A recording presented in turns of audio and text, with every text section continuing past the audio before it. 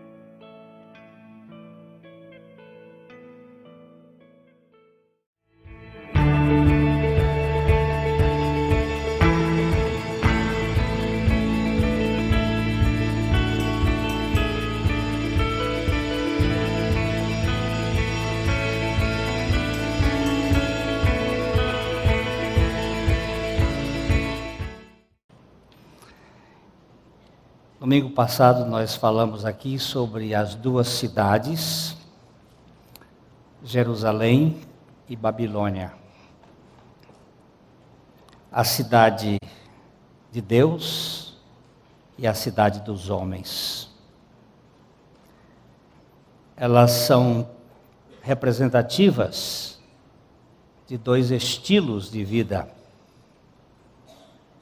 Podem ser chamadas também de duas alianças. São dois modelos diferentes.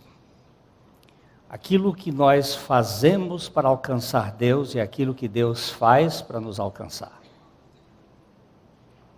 Pode ser chamado também de religião e evangelho. A Jerusalém da terra, naquela ocasião ali no capítulo 1 de Daniel, ela está representando a Jerusalém que desce do céu. A cultura de Deus, o modelo de Deus, a família de Deus. E tem a Babilônia, o sistema da governabilidade deste mundo, com a família deste mundo, com a cultura deste mundo. Nós vamos usar a expressão, nós fomos raptados do império das trevas e transferidos para o reino do Filho do amor de Deus. É uma espécie de sequestro santo que Deus fez conosco, para que nós pudéssemos agora ganhar maiores dimensões deste lado da vida espiritual, da Jerusalém que desce. Nós vamos ter ainda mais um encontro de casais nesse final de semana, e alguém diz assim, mas nós já estamos cansados de ouvir as mesmas coisas.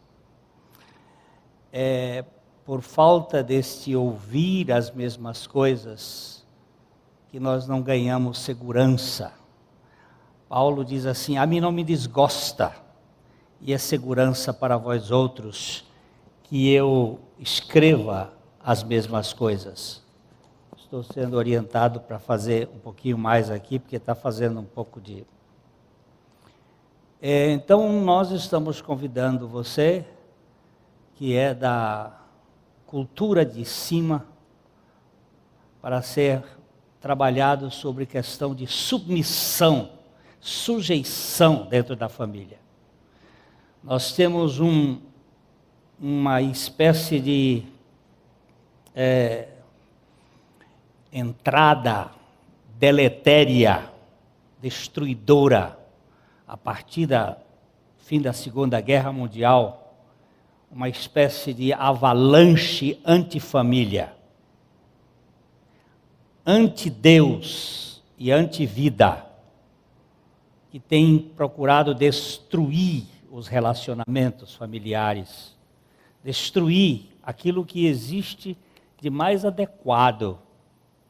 Nós estamos substituindo cachorro por gente, gato por gente, papagaio por gente. E nós estamos vivendo num sistema adoecedor. Agora, nós hoje queremos fazer uma varredura em 49 versículos do capítulo 2 de Daniel. Nós vamos fazer uma leitura, assim, entrar pelo capítulo, porque o capítulo primeiro, ele é especificamente para o povo de Deus, para os judeus na época e também para o povo de Deus, os hebreus, porque hebreus somos nós. Nós que cremos em Cristo. Nós somos o povo que atravessou o rio, porque pode ser que esta seja uma das significações da palavra hebreu. Pode ser descendente de Éber, mas também pode ser aquele que atravessa o rio. E nós atravessamos, não simplesmente o rio Jordão, mas fomos atravessados do rio da morte para o rio da vida.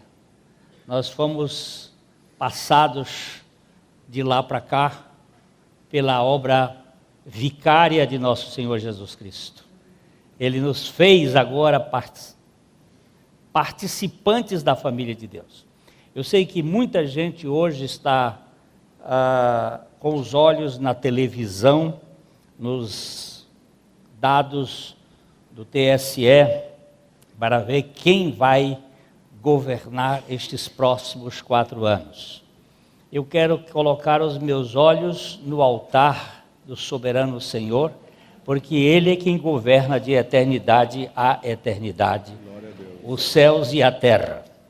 Então, se ganhar um ou outro, nós vamos ter consequências em razão das mentalidades mais radicais e mais anti-Deus e mais anti-família, mas nós não vamos perder o caminho da soberania de Deus sobre as nossas vidas.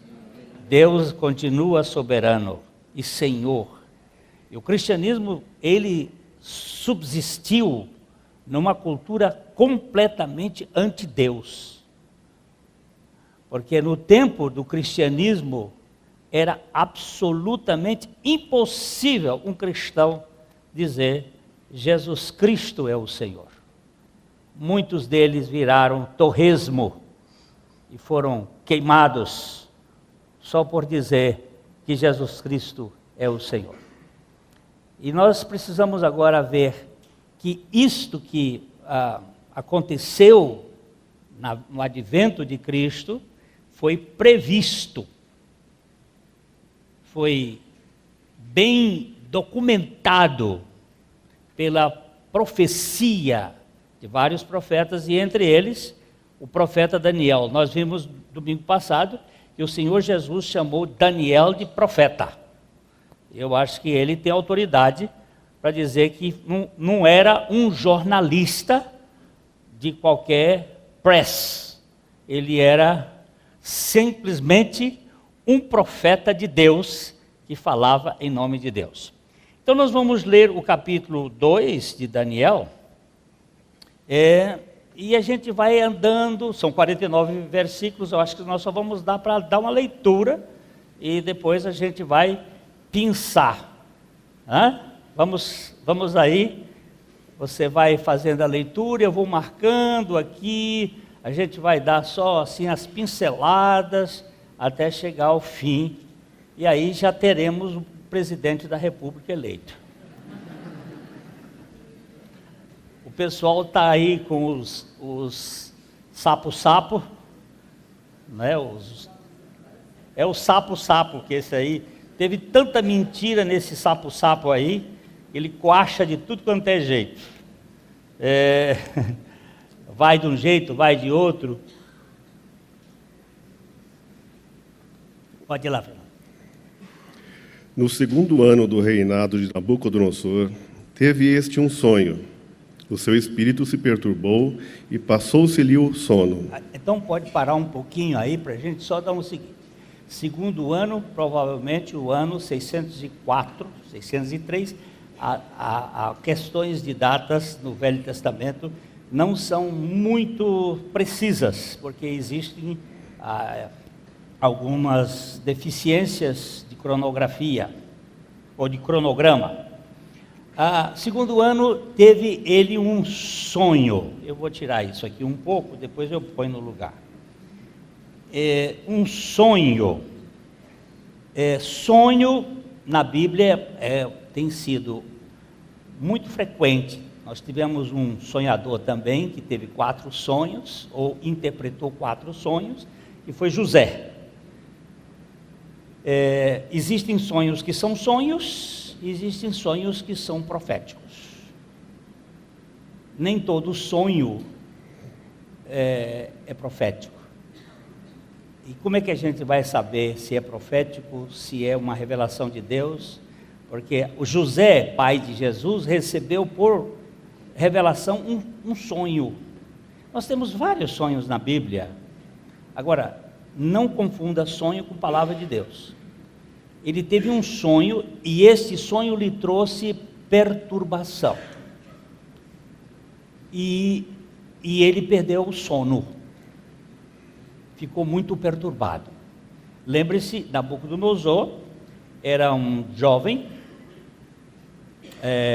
o pai tinha morrido, Nabopolassar, imperador do Império Babilônico, o maior império da época.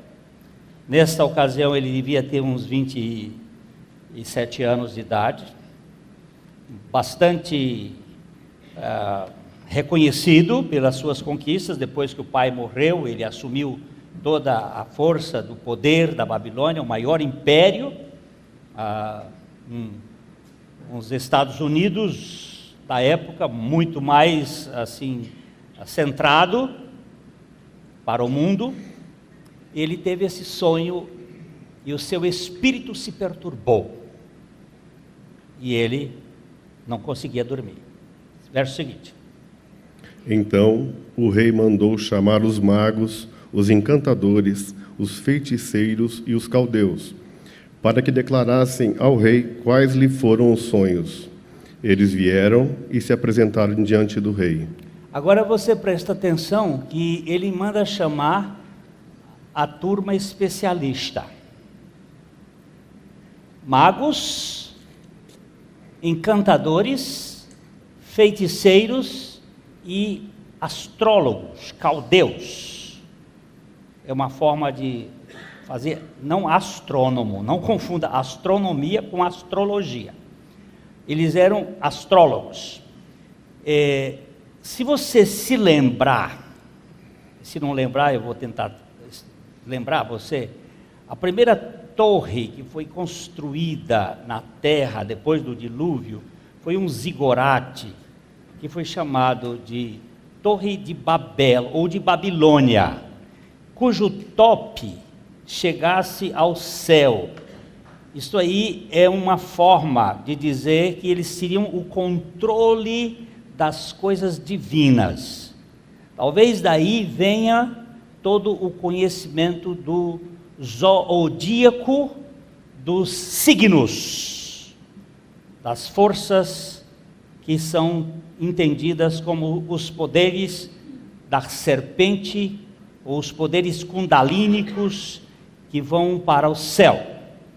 Nós vamos estudar no processo o caminho da serpente no ar, que vem tentando destruir a revelação do Cordeiro. Então vocês vão encontrar aqui os encantadores, os magos, os encantadores, os feiticeiros. Por favor, deixa eu chamar a atenção. Feiticeiro não significa pessoas que trabalham com obras satânicas, mas que trabalham com os poderes latentes da alma. Feitiçaria é obra da carne. Talvez Satanás entre aqui na feitiçaria, assim como o Dunga entre na seleção brasileira, apenas como técnico, para influenciar a utilização dos poderes de clarevidência, que é muito parecido com profecia, hiperestesia, telepatia e todos esses poderes que são chamados de paranormais e que Deus deu ao homem na criação, mas encapsulou-os pós-pecado. Então estes foram chamados para que eles pudessem. Você agora encontra que a palavra está no plural. Lá no primeiro versículo ela está no singular, o que significa que possivelmente o sonho foi recorrente. Ele teve um sonho, tentou dormir e o sonho voltou, porque no texto ele diz, para que declarassem ao rei quais lhes foram os sonhos. Possivelmente este texto esteja mostrando que a coisa ficou mais complexa porque ele teve mais de uma vez o sonho. Então ele queria que eles viessem para dar uma satisfação do que era o significado dos sonhos. Versículo 3. Disse-lhes o rei: tive um sonho, e para sabê-lo está perturbado o meu espírito. Pode ir 4. Os caldeus disseram ao rei em aramaico: ó rei, vive eternamente? Diz o sonho a teus servos, e daremos a interpretação. É muito interessante que até esse versículo, todo o texto bíblico era escrito em hebraico. Capítulo 1 até o capítulo 2, verso 3, ele foi falado em hebraico. Por quê? Domingo passado eu falei isso aqui. O hebraico é a língua do povo hebreu, é a língua do povo de Deus. O aramaico é uma confusão de línguas, nós temos que verificar isso, porque ela é uma mistura e ela é a língua das nações.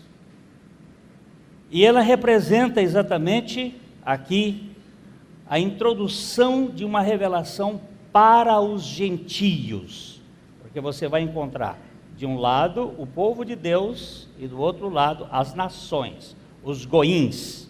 Então ele veio e começa a falar aqui em aramaico. E Daniel tinha passado 3 anos na escola real, na academia da Babilônia, aprendendo a língua e os costumes. E vocês se lembram que ele não vendeu a sua alma para o diabo, porque ele não entrou na questão de ter que comer a comida sacrificada aos deuses.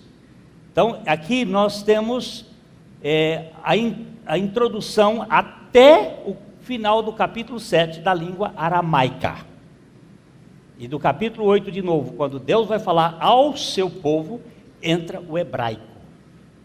Porque Deus é o Deus de todas as nações, mas Ele é só pai dos seus filhos. É bom que a gente guarde isso aqui.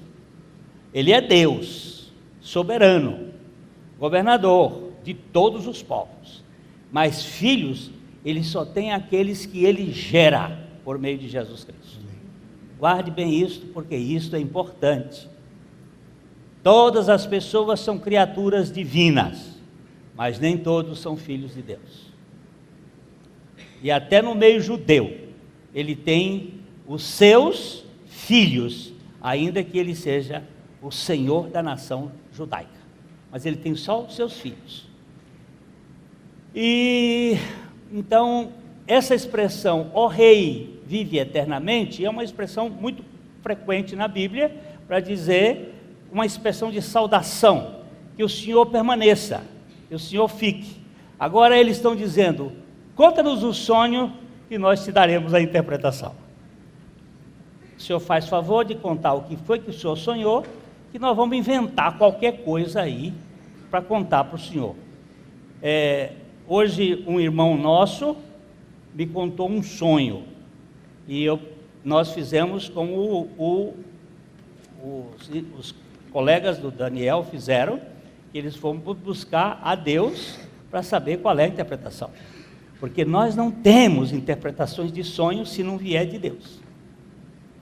Vocês vão ver, vamos voltar aqui para o versículo, capítulo 1, verso 17, por favor, ponha capítulo 1, verso 17 de Daniel.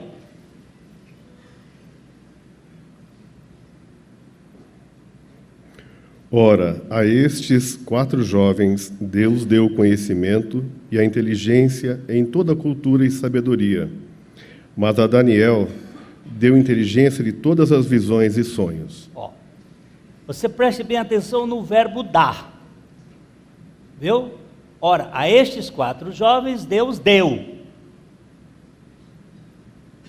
Se alguém tem falta de sabedoria, peça a Deus, que a todos dá liberalmente, e não lhe lance em rosto, e ser-lhe-á dada. Peça. Você não tem sabedoria? Você é burrinho? Eu sou burrinho, por isso eu digo a Deus todo dia, eu digo, Paizinho, tu que és o Deus de toda a graça, me dá a tua sabedoria para eu poder entender a tua palavra. Se o Senhor não der, eu não entendo, eu não compreendo, me dá. E Ele tem sido fiel. Ele deu conhecimento, inteligência em toda a cultura e sabedoria, mas a Daniel deu inteligência de todas as visões e sonhos. Daniel tinha 18 anos de idade, era um menino, estava entrando na UEL, e não entrou na filosofia dos professores de esquerda.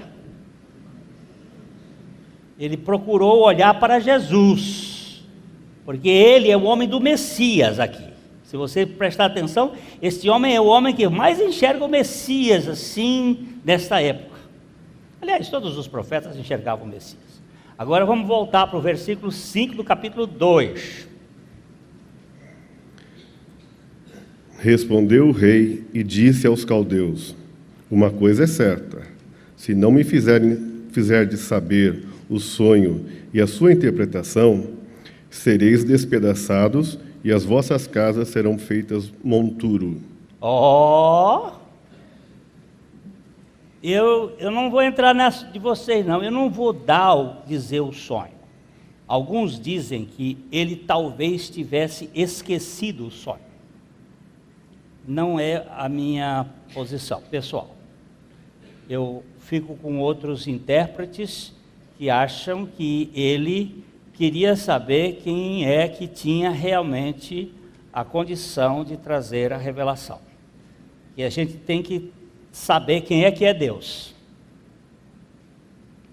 Eu gosto de Elias. Elias também teve um teste, quando o povo dizia, Baal é Deus, Baal é Deus. Elias diz, não, Javé é Deus. Não, Baal é Deus, Javé é Deus. Então vamos ver quem é que é Deus. Se Baal for Deus, vamos fazer um teste? Vamos. Qual é o teste? Vamos pegar um bezerro, a gente bota o bezerro em cima do altar e nós não vamos botar fogo, nós não vamos riscar fósforo, nós vamos botar fogo daqui da terra não. A gente bota o bezerro lá e aí você pede a Baal para mandar fogo do céu. Se Baal mandar fogo do céu, Baal é Deus. Vocês prestam atenção do céu, de cima, tudo que é de cima, olha, é Deus que manda. De cima. Você não teria nada se de cima não lhe fosse dado. De cima, nascer de cima. Agora, de baixo é perigoso, de baixo só vem formigueiro. Agora você fica olhando. Aí Elias disse assim, vamos embora fazer. Os profetas de Baal fizeram, e se bateram, se sangraram, eles ficavam gritando, e Elias até debochava, dizia assim, mas que tal esses deuses de vocês? Esse Deus parece que é surdo, ele não escuta. Será que ele não está lá na privada, na casinha, fazendo algum serviço? Ou ele não viajou? E ele ficava debochando deles. Porque Deus que é Deus, é Deus. A Deus que não é Deus, é fake. Então, o Elias ficou lá. Quando eles não conseguiram, já estavam cansados, sangrados, o Elias pega o bezerro dele, mata, bota os pedaços. Primeiro ele conserta o altar, pega 12 pedras, porque Israel estava dividido nessa época, pega 12 pedras, não 2, nem 10, ele era mais profeta dos 10 do que dos 2, mas ele pega aqui e junta 12 pedras, pega o bezerro, bota o bezerro e pega 12 baldes de água e enche. Água e fogo são absolutamente contrários. Se fosse água e gasolina dava até certo, petróleo, mas não, ele enche de água até que os regos corressem de água. Oh, se Elias estivesse vivo, Cantareira já estava cheia. E aí Elias faz aquela coisa e diz assim, Senhor, só Tu és Deus, manda fogo. Desceu o fogo. Agora vocês ficam com quem? Vão ficar cocheando entre dois pensamentos? É Baal que é Deus ou é Javé que é Deus? Isso é uma coisa que é muito interessante. E Nabucodonosor ficou aqui pensando, se Deus for Deus, ele vai saber o que eu sonhei. Agora, se não souber, eu vou contar para você me dar uma interpretação. Interpretação de Marilena Chauí? Não. Filosofia, não. Não venha para cá com sonhos e devaneios para cima de mim. Eu quero saber quem é que é Deus. E o rei não foi brincadeira, não. E ele disse assim, se vocês não contarem o fato, vocês vão ficar tudo em pedaço. Porque na cultura de Babilônia é assim, se você tiver êxito, você vai para o pódio. Se você tiver fracasso, você vai para a masmorra. É assim que é a cultura de Babilônia, que é diferente da cultura do céu. A cultura de cima é para fracassado, é para falido. É prostituta quem chega primeiro. Ó, o que você está fazendo aqui? Eu fui convidada para a festa. E quem é você? Eu era a prostituta, a Raabe.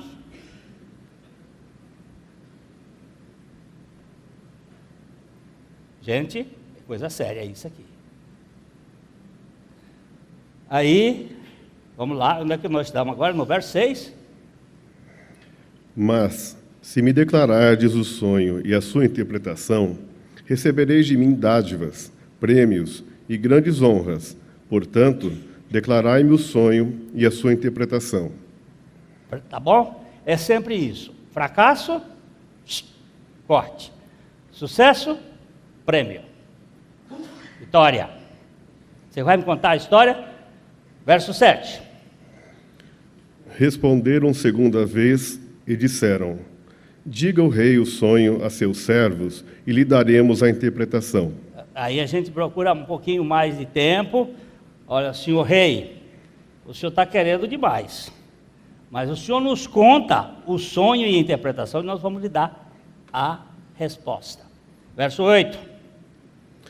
Tornou o rei e disse: Bem percebo que quereis ganhar tempo, porque vedes que o que eu disse está resolvido. Continua. Isto é, se não me fazeis saber o sonho, uma só sentença será a vossa, pois combinastes palavras mentirosas e perversas, para as proferirdes na minha presença, até que se mude a situação. Portanto, dizei-me o sonho, e saberei que me podeis dar-lhe a interpretação. Não vem com essa de querer me enganar, não, que eu não vou entrar nessa. Vocês vão me dizer o sonho, e vão me dar a interpretação. E aí eu vou saber quem é que é Deus nesse negócio aqui.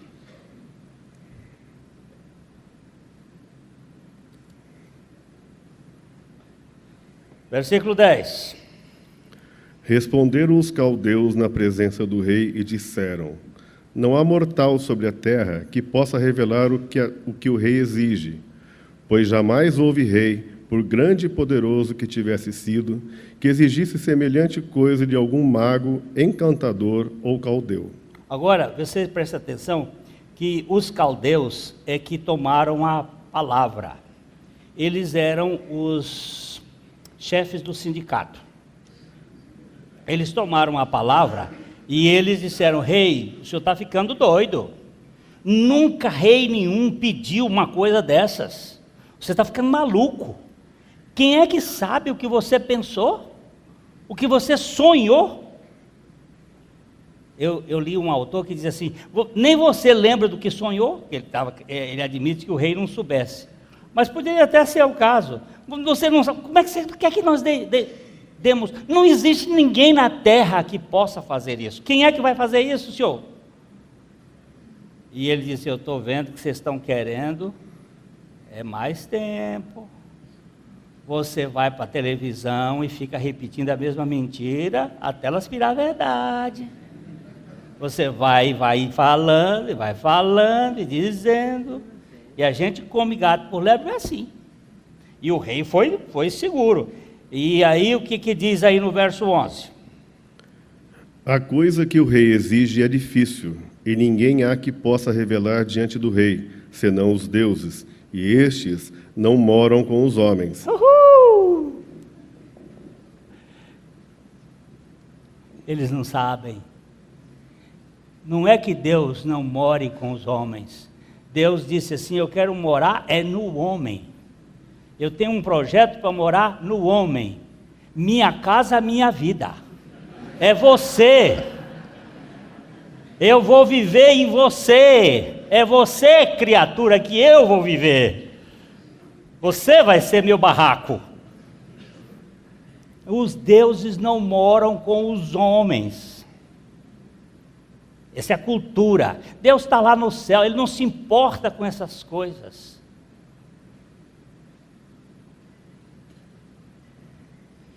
Vamos lá, versículo 12.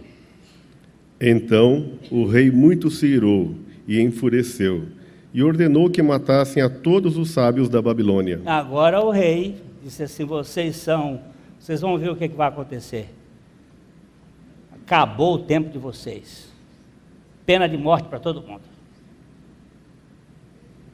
Agora o problema é que vai matar justos e injustos juntos. O pobre do Daniel também ia entrar na faca, porque ele estava no grupo da elite dos pensadores, dos sábios. O decreto do rei saiu, verso 13.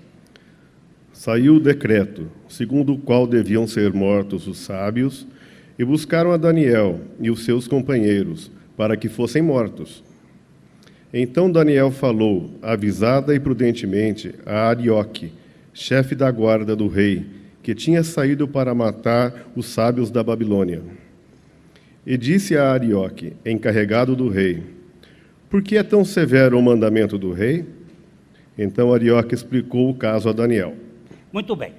Agora Daniel sabe que tem uma ordem. A ordem é acabar com toda a parte da elite, porque não estão para interpretar o sonho do rei. Daniel soube e foi. Eu gosto essa expressão. Ele foi avisada e prudentemente a Arioque. Porque filho de Deus, ele tem caráter de humildade. Ele não é arrogante. Ele foi avisada e prudentemente falar com o chefe e dizer o que está acontecendo. E ele disse: o que está acontecendo foi isto. Aí, no verso 16. Foi Daniel ter com o rei e lhe pediu designasse o tempo, e ele revelaria ao rei a interpretação. Opa! Ele vai diante do rei e diz: senhor rei, o senhor me dá um tempo, porque eu vou trazer a revelação. Isso é muita ousadia.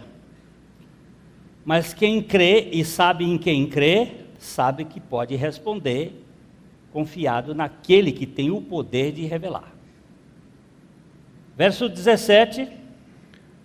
Então Daniel foi para casa e fez saber o caso a Ananias, Misael e Azarias, seus companheiros, para que pedissem misericórdia ao Deus do céu sobre este mistério, a fim de que Daniel e seus companheiros não perecessem como o resto dos sábios da Babilônia. Nós vamos parar um dia desses aqui, só nesse versículo, porque essa é uma reunião de oração muito importante.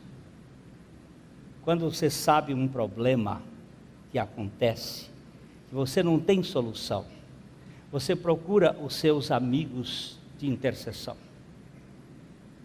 Deus tem a sua turma, os seus.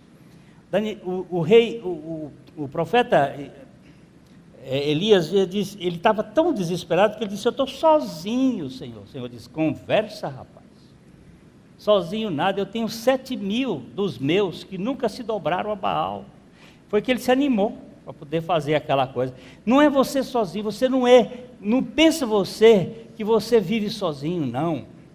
E aí houve essa reunião de oração na quarta-feira. Reunião de oração quarta-feira tem pouca gente. Aliás, reunião de oração normalmente tem muita gente. Porque nós não cremos que Deus possa fazer as coisas. E ele chamou os 4 irmãozinhos lá, os 3 irmãozinhos, os 4 companheiros, para que pedissem. Veja bem a palavra misericórdia. Essa palavra é a palavra. Misericórdia é Deus não nos dá o que nós merecemos. Enquanto que graça é Deus nos dá o que nós não merecemos. Misericórdia, Ele não nos dá o que merecemos. Eles pediram misericórdia ao Deus do céu. Essa é uma expressão que vai aparecer no livro algumas vezes, porque esse é um termo que os babilônios chamavam a Jeová, o Deus do céu. O Deus do céu. Você vai ver isso se repetindo, inclusive o rei Nabucodonosor se refere ao Deus do céu, porque é a cidade de cima contra a cidade de baixo, é a cultura de Deus contra a cultura do homem, é o poder de Deus contra o poder do homem. E ele agora pede aos companheiros que orassem, para que Deus revelasse o mistério a Daniel e os seus companheiros. Versículo 19. Então foi revelado o mistério a Daniel, numa visão de noite. Daniel bendisse a Deus do céu. Você se lembra lá no versículo 17, que Deus deu a Daniel o conhecimento e a sabedoria para que ele pudesse interpretar os sonhos.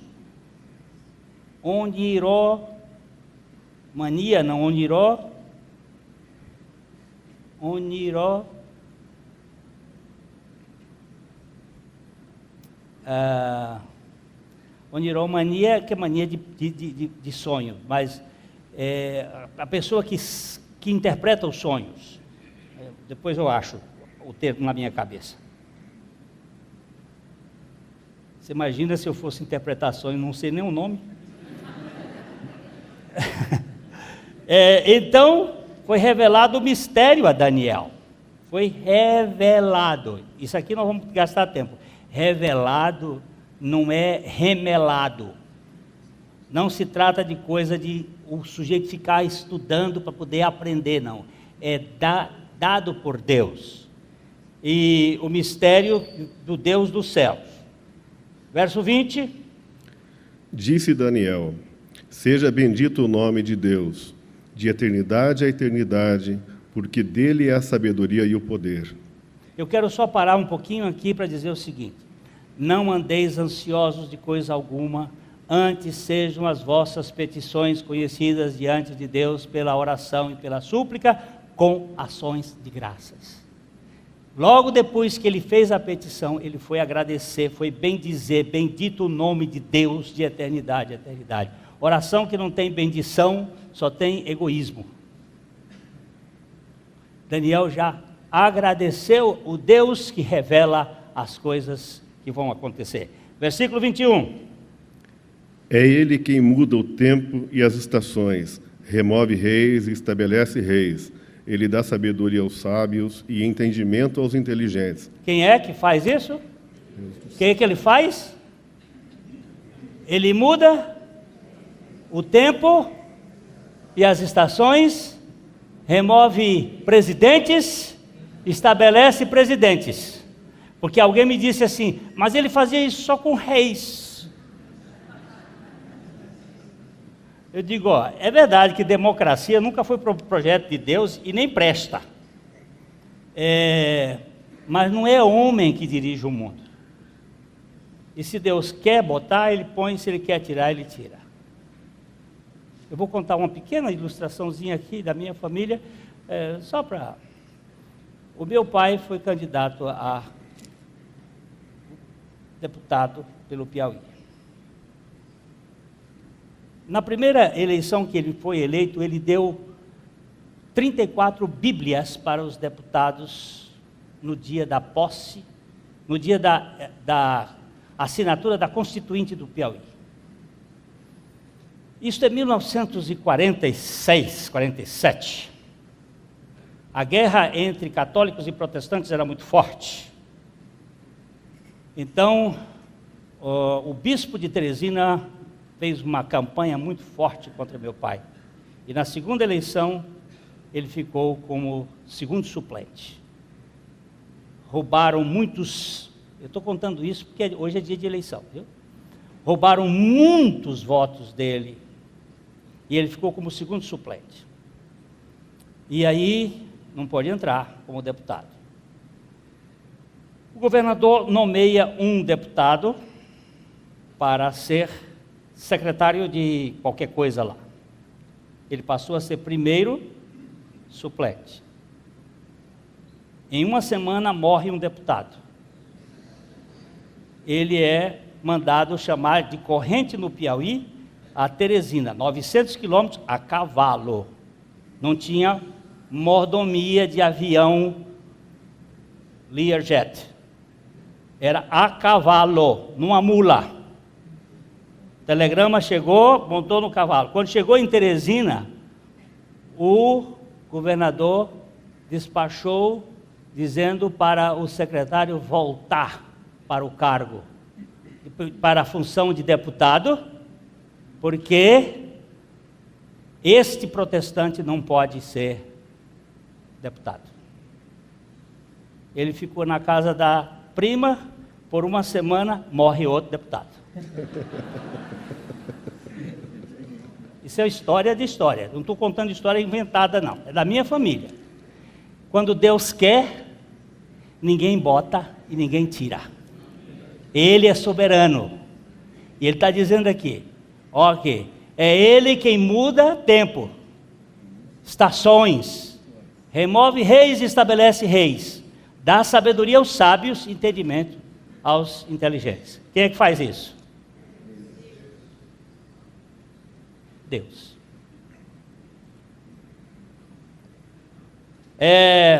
Versículo 22. Ele revela o profundo e o escondido. Conhece o que está em trevas, e com ele mora a luz. É ele quem revela o profundo e o escondido. Conhece o que está em trevas e com ele mora a luz. O sinal que o Mauro deu aqui é que o Aécio perdeu. Isso significa que houve fraude nas urnas. Pode ter certeza. Mas eu acabei de contar um caso que aconteceu lá com meu pai. É ele que estabelece reis e move reis. Ele revela o profundo e o escondido. Conhece o que está em trevas e com ele mora a luz. Verso 23. A ti, ó Deus de meus pais, eu te rendo graças e te louvo, porque me deste sabedoria e poder. E agora me fizeste saber o que te pedimos, porque nos fizeste saber este caso do rei. A ti, ó Deus, de quem? De meus pais. Eu te. Por favor, queridos. Eu sei que você tomou um soco agora. Eu te rendo e te louvo, porque me deste sabedoria e poder, e agora me fizeste saber o que te pedimos, porque nos fizeste saber este caso do rei. Verso 24. Por isso, Daniel foi ter com Arioque, ao qual o rei tinha constituído para exterminar os sábios da Babilônia. Entrou e lhe disse: não mates os sábios da Babilônia, introduze-me na presença do rei, e revelarei ao rei a interpretação. Agora o senhor me pode colocar, me leva lá que eu vou contar para o rei o que aconteceu. Versículo 25. Então Arioque depressa introduziu Daniel na presença do rei e lhe disse: achei um dentre os filhos dos cativos de Judá, o qual revelará ao rei a interpretação. Continua. Respondeu-lhe o rei e disse a Daniel, cujo nome era Beltesazar: podes tu fazer-me saber o que vi no sonho e a sua interpretação? Respondeu Daniel na presença do rei e disse: o mistério que o rei exige, nem encantadores, nem magos, nem astrólogos o podem revelar ao rei.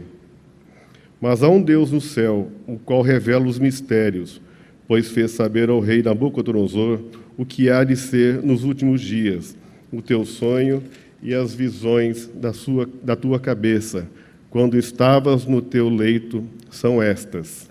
Então, veja bem, agora ele está dizendo: o Deus do céu, ele me fez, o Deus do céu, que revela os mistérios, me fez saber, ó rei Nabucodonosor, o que há nos últimos dias. Preste bem atenção nesta palavra, o que há nos últimos dias. O teu sonho e as tuas visões da tua cabeça que estavam no teu leito são estas. Quais são as visões? 29. Estando tu, ó rei, no teu leito, surgiram-te pensamentos a respeito do que há de ser depois disto. Aquele, pois, que revela mistérios, te revelou o que há de ser.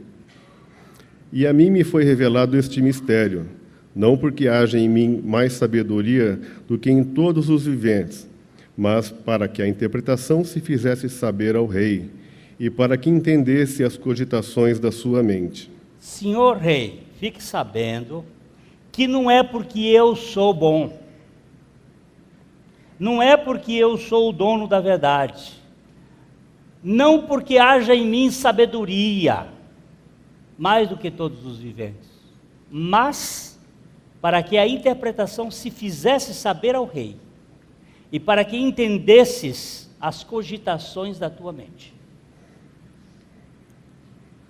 Deus fala especificamente para pessoas, quando Ele tem um propósito para falar. Versículo seguinte.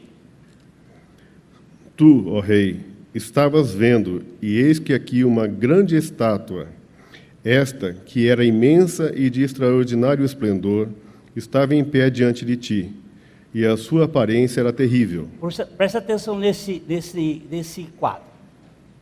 Ele começa a descrever o que o rei não contou. Havia uma grande estátua,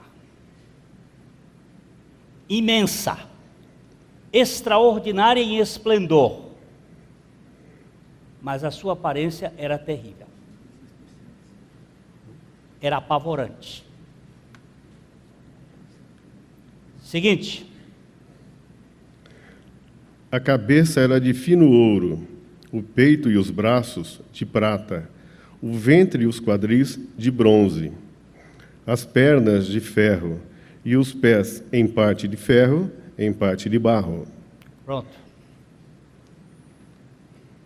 Cabeça, ouro. Peito, braços, prata. Quadris, barriga e quadris, bronze. Pernas, ferro e barro.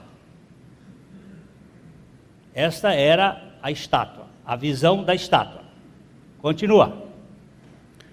Quando estavas olhando, uma pedra foi cortada, sem auxílio de mãos, feriu a estátua nos pés de ferro e de barro e os esmiuçou.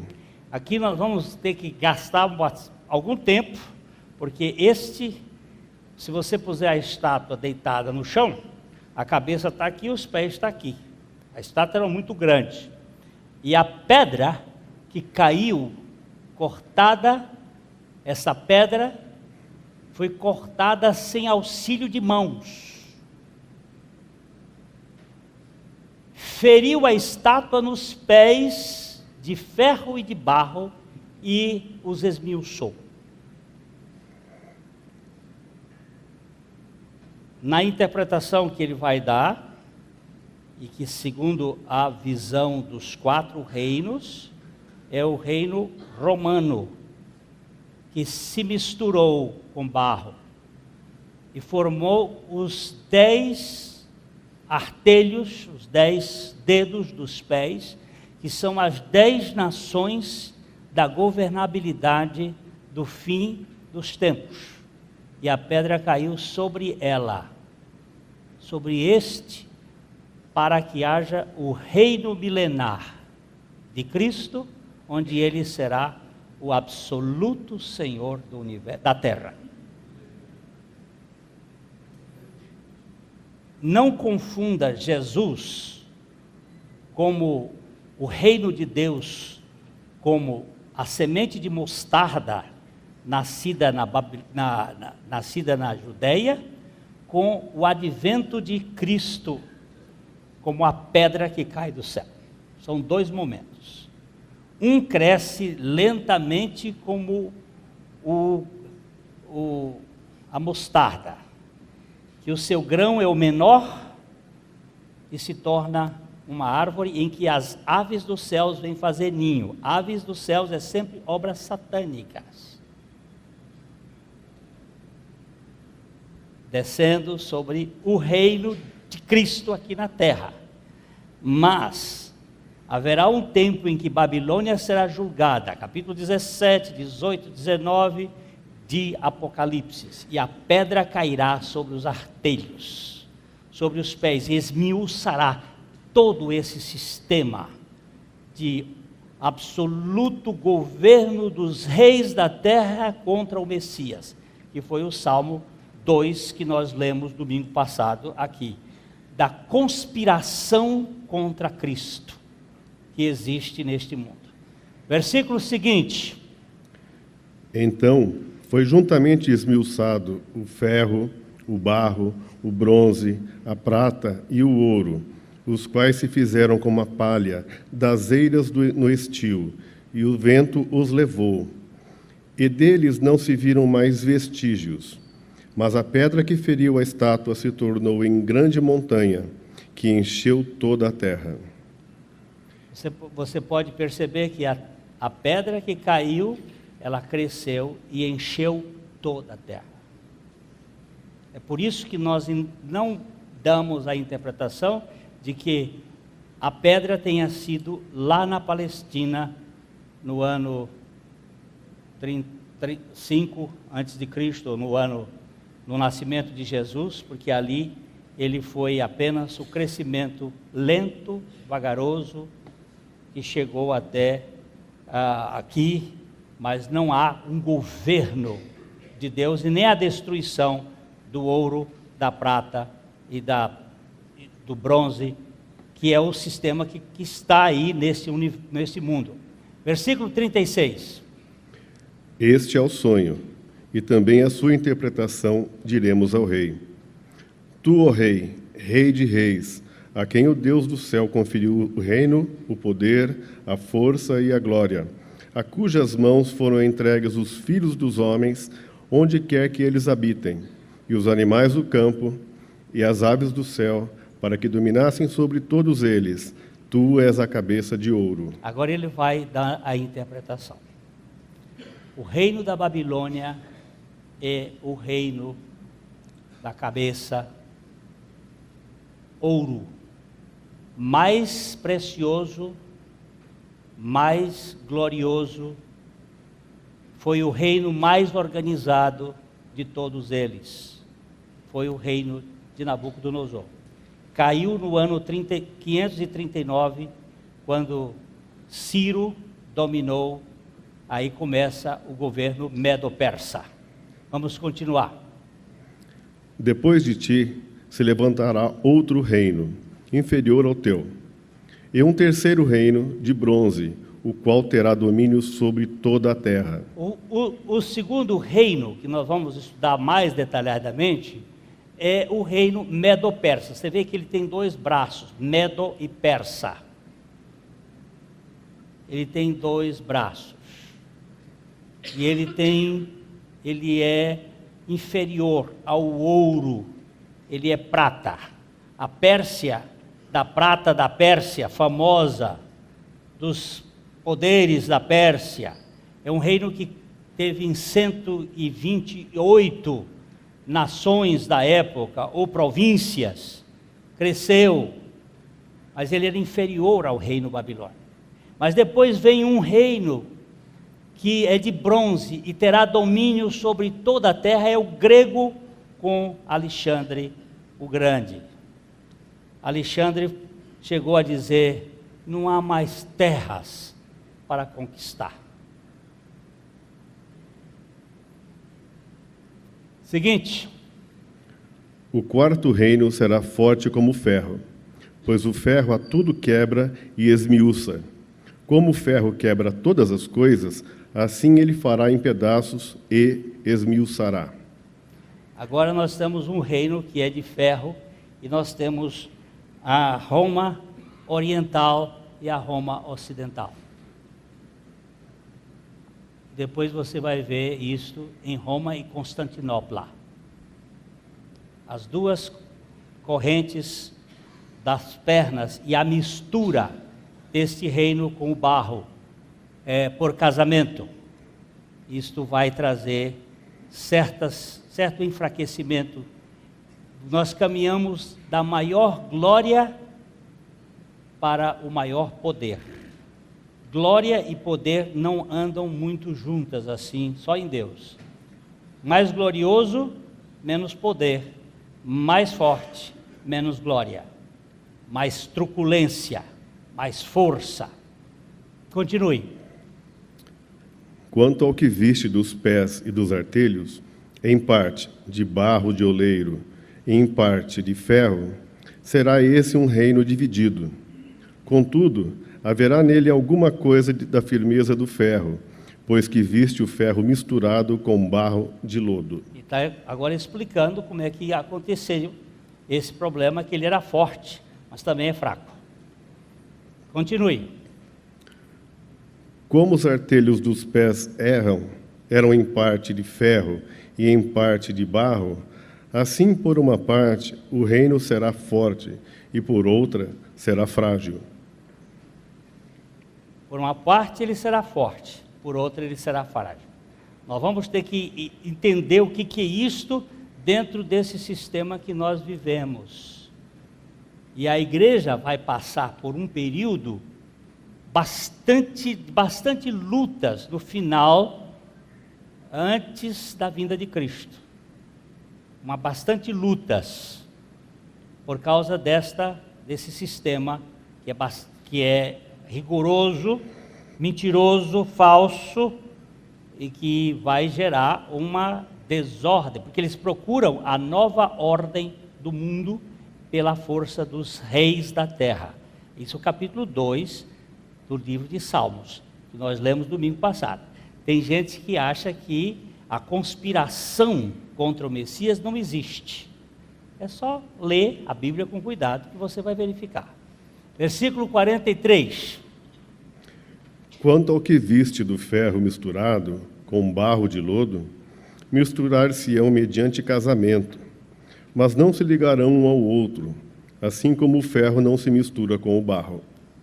Nós vamos passar a olhar isso aqui, esses casamentos que foram feitos entre esses povos. Se você quiser depois a gente pode fazer, para fazer bem claro, godos, visigodos, os galeses, são 10 povos que se casaram para formar esse sistema, que hoje tem França, tem Inglaterra, os álamos, os alemães, Itália, Espanha, que formam aquilo que vai ser o centro. Quem estudou isso muito bem e foi considerado louco foi o grande físico Isaac Newton, que até os 39 anos de idade foi famoso pelas suas leis da física e da matemática, mas quando ele começou a estudar a Bíblia e mostrar que Deus tinha um processo com a terra, ele foi banido da academia e foi considerado louco. Ele morreu aos 74 anos e escreveu mais sobre a Bíblia do que sobre física e matemática. Só que a academia considera esse período de Newton como o período da sua loucura, porque ele traz a revelação do que vai acontecer. Se vocês quiserem, pode entrar na internet e baixar o livro de Newton, o livro de Daniel. Sai de graça e você lê o Newton falando sobre como isso aconteceu e como isso vai acontecer de forma muito clara, que é a governabilidade dos povos contra Cristo. Esse sistema, por exemplo, que está sendo implantado no Brasil, da cultura homofóbica, isso está programado lá atrás dos protocolos dos sábios de Sião. Só que vocês ficam lendo gibi e depois não vai para o campo de oração para pedir a Deus: Senhor, nós ficamos 2, 3 horas assistindo uma novela da televisão e não ficamos 10 minutos diante do trono da graça de Deus, e depois não vem perguntar por que está acontecendo isso. Nós somos responsáveis. A igreja é culpada pelas coisas que estão acontecendo no mundo. Nós somos culpados, porque nós não estamos tomando posições e nem colocando-nos diante do altar de Deus. Estamos como se nada disso estivesse acontecendo. É bom que se diga, que é para a gente verificar o que está acontecendo. Versículo 44. Mas, nos dias destes reis, o Deus... É destes reis, querido, destes reis, desses governos, desses dos pés, dos artelhos. O Deus do céu suscitará um reino que não será jamais destruído. Este reino não passará a outro povo. Esmiuçará e consumirá todos estes reinos, mas ele mesmo subsistirá para sempre. Aleluia! No dia desses reis, o Deus do céu suscitará um reino, o reino milenar de Cristo. Não será passado a outro rei, não será passado a outro governo. Ele governará este mundo com vara de ferro. Versículo seguinte, tem que acabar, é para vocês irem embora chorar as pitangas. Como viste que do monte foi cortada uma pedra, sem auxílio de mãos, e ela esmiuçou o ferro, o bronze, o barro, a prata e o ouro. O grande Deus fez saber ao rei o que há de ser futuramente. Certo é o sonho e fiel a sua interpretação. Esse versículo aqui, ele diz assim, ó, o que eu estou contando aqui para o senhor é o que vai acontecer. Esse capítulo 2 de Daniel é chamado por alguns estudiosos da Bíblia de o ABC da escatologia. Quem não sabe isso, não sabe nada, ou seja, não conhece nada do que seja escatologia. Ele é o ABC da escatologia. Está dito pormenorizadamente. Versículo seguinte. Então o rei Nabucodonosor se inclinou e se prostrou o rosto em terra perante Daniel, e ordenou que lhe fizessem oferta de manjares e suaves perfumes. Eles agora querem adorar o homem, viu? Eles querem adorar o homem, não a Deus. Se prostra perante Daniel. Dá uma honra a quem não tem a honra. O próprio Daniel diz, eu não tenho sabedoria, e essa sabedoria vem de Deus. Versículo seguinte. Disse o rei a Daniel, certamente o vosso Deus é o Deus dos deuses, e o Senhor dos reis, e o revelador de mistérios, pois pudeste revelar este mistério. Agora Nabucodonosor sabia muito bem, por isso que eu acho que ele não tinha esquecido. Ele disse, o que você disse é exatamente aquilo que eu vi no meu sonho. E o teu Deus, e o vosso Deus, é o Deus dos deuses, é o Senhor dos reis, é o revelador dos mistérios, pois pudeste revelar esse mistério. Versículo seguinte. Então o rei engrandeceu a Daniel, e lhe deu muitos e grandes presentes, e pôs por governador de toda a província da Babilônia, como também o fez chefe supremo de todos os sábios da Babilônia. O sistema babilônico, ele sempre faz isso. Ele coloca você numa honra que você não tem. Mas ali Deus estava botando Daniel para que ele fosse o sal, para que ele fosse a luz no meio daquela cultura. Versículo último.